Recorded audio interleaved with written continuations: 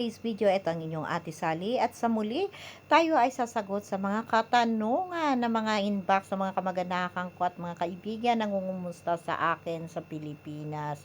So, bago yan, ayan, lumabas muna kami ni Lola dito sa may labas dahil kinakailangan niya naman ng sariwang hangin, fresh air dahil lagi na lang kaming nasa loob ng bahay, lalo na si Lola, hindi lumalabas kasi noong nagsimula yung balita sa pangyayari dito sa bansang Israel at ng Iran ay talaga namang hindi na siya lumabas.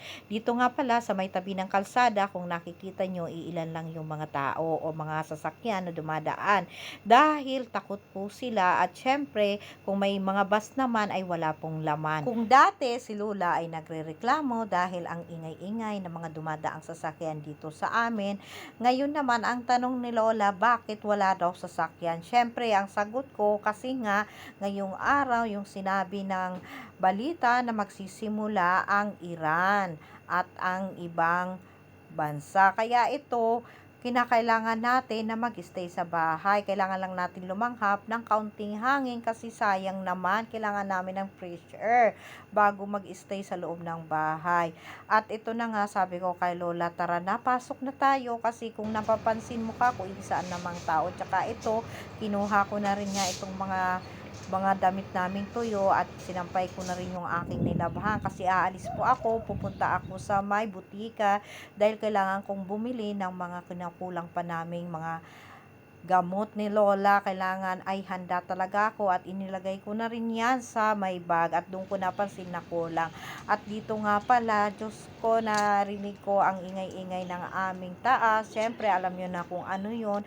At nagsimula na rin yung tunog ng aking cellphone na yung mga alert namin kasi dito lagi may alert dito kung may paparating na. Kaya ang ginawa ko dito, kung napapansin nyo, magulo na ang aking camera dahil talagang ang lakad ko dyan ay sobrang bilis na dahil hinahabol ko nung makita ko na malapit na sa amin yung mga tunog ng alert ay talagang pinilisan ko na yung takbo ko o lakad ko. Ang ginawa ko para lang makarating sa bahay namin within 10 minutes talaga biglang tumunog yung sirena at talagang sa amin na nga sa lugar na namin yung sirena. Pag ganun, kinakailangan na namin pumunta sa baba. Tina lang, nung sinabi kong tara, tayo ka, mabilis naman siyang tumayo at nadala ko kaagad siya sa may basement namin. Ganun po ang sitwasyon namin at nag-stay kami doon ng 2 hours hanggat hindi na kaibigan ko at mga kamag-anakan ko nagtatanong, safe ako dito. Meron kaming mga inihanda para maging safe kami at hindi kami pababayaan ng government dito. Kaya thank you so much po sa lahat na nagtatanong sa akin at nangungumusta. Thank you so much.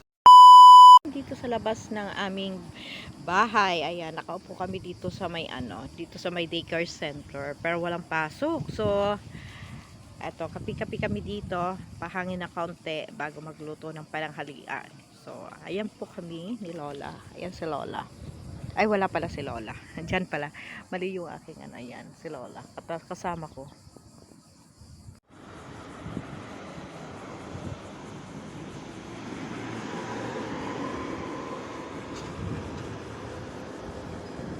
Ayun guys, umupo ako. Alam niyo ba, ito yung yung dumidikit sa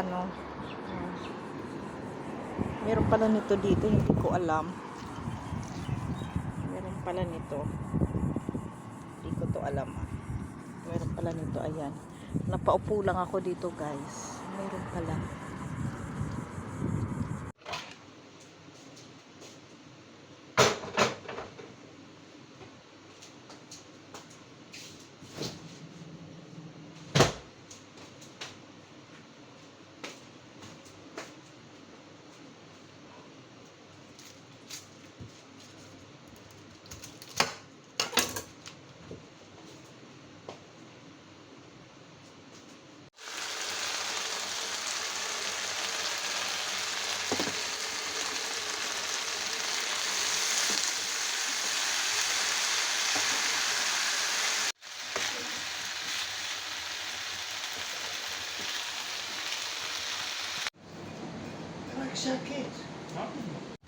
Lance. Pansit. Röstning med då, ett berätt. It's my pansit, guys. This is the lunch.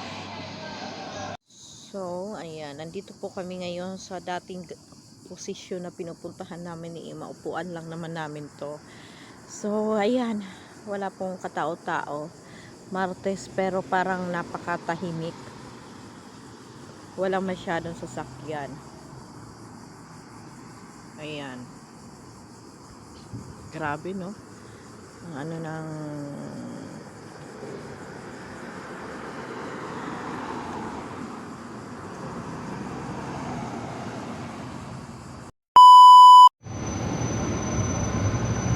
ayan, guys.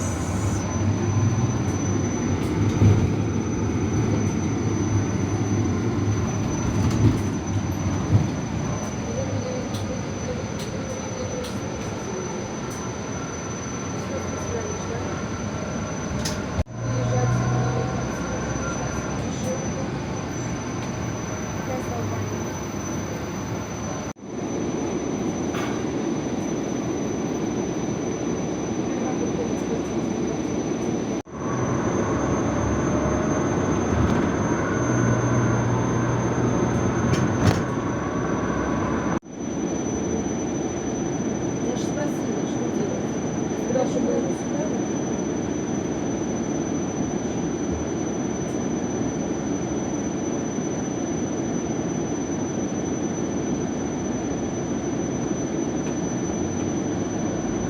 Через 7 минут